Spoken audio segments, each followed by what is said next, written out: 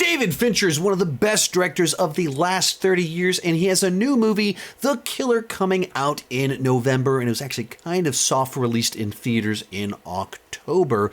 But leading up to the new film, I'm rewatching each of his films in order to prep for my new ranking. And because he is one of these directors that has put out so many great films, you guys usually want to know more about what I think about some of these films than I can put in a mere ranking where I only get to talk about a movie for about 2 minutes.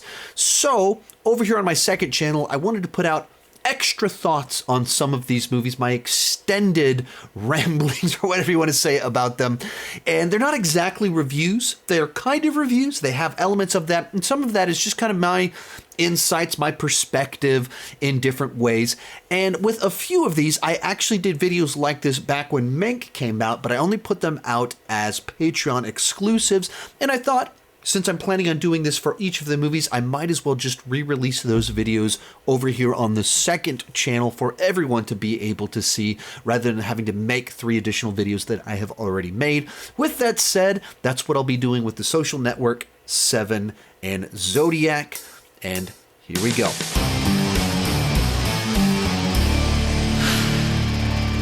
As I make my way through the David Fincher films, I'd like to share my extended thoughts here with you on several of them as I watch them. And this past week, I watched Zodiac for the very first time. A number of films throughout his filmography I've missed, in particular the ones from mid-zeros until Gone Girl. I just missed several of them in that window because of the phase of life that I was in. And now I get the pleasure of checking them out for the very first time, and I would like to share some of my thoughts on them with you. So as we go into this one, I also went into it with a fairly limited knowledge of the Zodiac killer and the case itself. Like, I knew that it had inspired the movie Dirty Harry, and I've seen the movie Dirty Harry like 20 times. And so to a certain extent, most of my knowledge of the Zodiac killer came from my knowledge of the movie Dirty Harry. And when it comes to this film, I hadn't even watched the trailer for it. So I knew who the cast was, I knew the director, and I knew the movie Dirty Harry. And beyond that, I really just got to experience this very strange, disturbing tale from the last 50 years through this story and this film. And I found it, for the most part, to be, the story itself is intriguing enough to just pull you along. Even when there are some parts that dragged a little bit, and I'll get into that, it's all intriguing because it's such a weird thing that these murders happened. There were so many clues. There were so many potential trails to discover things, but they could never quite pull it all together and catch this guy in the normal sense of what you mean by that. So one of the things that really make this thing work, right off the bat, you have a really great cast. There's a bunch of these just big actors, both that have been big actors since this movie came out. When it came out, Robert Downey Jr. wasn't Iron Man yet. He hadn't made that his big comeback. Mark Ruffalo had done a number of like rom-coms, and he had done other things too, but he wasn't in something that's high profile as the MCU. I guess nothing's higher profile than the MCU. But and then Jake Gyllenhaal was kind of on his rise. He'd done Brokeback, and so like people knew who he was, but he wasn't like fully established. Where now everybody knows this guy's amazing, and we've had the last 13 years to establish that. But a bunch of these guys that were like, now you look back and you go, wow, this is an amazing cast. But it was like solid names, but not as reliable. And they're all amazing in the movie. But then even beyond that, there's a bunch of great actors that have done, Anthony Edwards, ER, Top Gun, Elias Koteas, Donald Longu, just filling in all these other spots. And the characters all written to have human personalities that, these cops, they're all trying to do the same thing, but they're all a little bit territorial, but they're all a little bit different. And so they're written like humans. They don't feel like movie characters. They feel like they have a history. Makes it kind of complex and interesting. Of course, it's directed by David Fincher, who world class. He knows how to tell a story and interweave narratives and stuff like that. Have a you feel you're in the time. You go back to the 70s, and as time progresses throughout the movie, you feel that time period. And that's what real great directors know how to do, is take you to a time and a place. And this does. California, San Francisco are characters in the movie. And so he does all that so well as having this uneasy feeling, because while there's all these clues and they keep pointing you towards different people and different paths, you never know which one it is, and you never know what's going to pay off and what isn't. And for me, in general, to kind of move a little bit to the negative and back to the positive again, the second half of the film I thought was much stronger than the first half. The first half, if you haven't seen the movie, this isn't really spoiling too much, but the first half kind of tackles the primary investigation of the Zodiac killer. The second half tackles this one specific guy's obsession with it.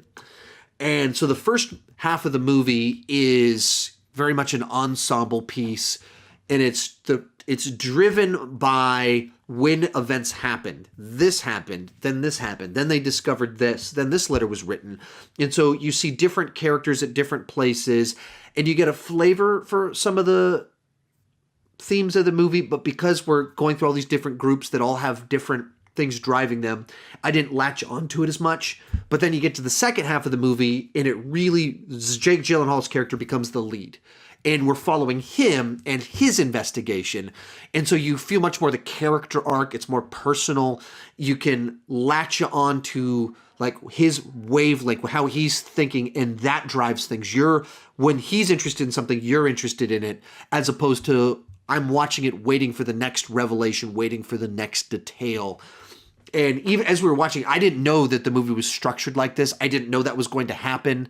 I just knew the movie was really long, and we were about like an hour and a half into it. I was like, really? Like, what are they going to do for the next hour of this movie? Like, how is this going to work? And then there's a switch that happens, and I went, oh, I actually like this a lot more. I thought I was going to be burned out because I've been on this story a long time. Like, where's it? And as it turns out, that was just it. The way that some of these events just kind of played out in real life. And other things that really worked about the movie is that it's very much an exploration of obsession, as well as the limitations of the justice system, in another sense of, you have these police officers and these reporters that are all fascinated by the story. Everybody wants to know who the Zodiac killer is, but there's all these things stopping each side from being able to fully investigate. The police have all these rules that stop them. And because the killings happen in different places, there's all these different jurisdictions. And even as you're watching it, you're like, why aren't all of you just in the same room? If you're all in the same room saying everything that you have, that you could figure this out. But this group is investigating this, and this is investigating this, and they're not communicating with each other. This is too important. You have to communicate. And there's reasons why all those rules exist, and there's why they're a little bit competitive and why they're frustrated.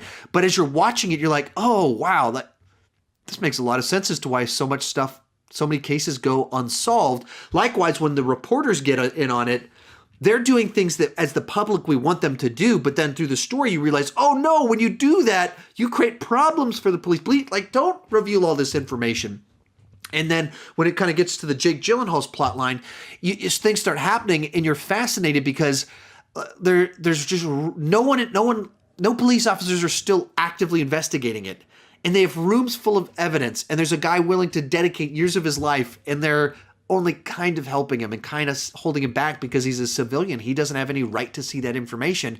And so you're thinking maybe this guy could solve it, but they're getting territorial. And I'm sure a lot of this is dramatized, but a lot of that is how this really works. That there's a lot of things that make it complicated to solve some of these cases. And the movie does a really nice job at tackling that. Now, I wish that the first half of the movie felt more like the second half. If they'd found a way to be a little bit more tied to a specific character, if there'd been a way to tell the story where we're following someone, you could feel that journey of discovery as opposed to hopping around from different groups as the information drives the story as opposed to a character's describing the story. And I think that really stretched out the first half of the movie to me and frustrated me a good bit.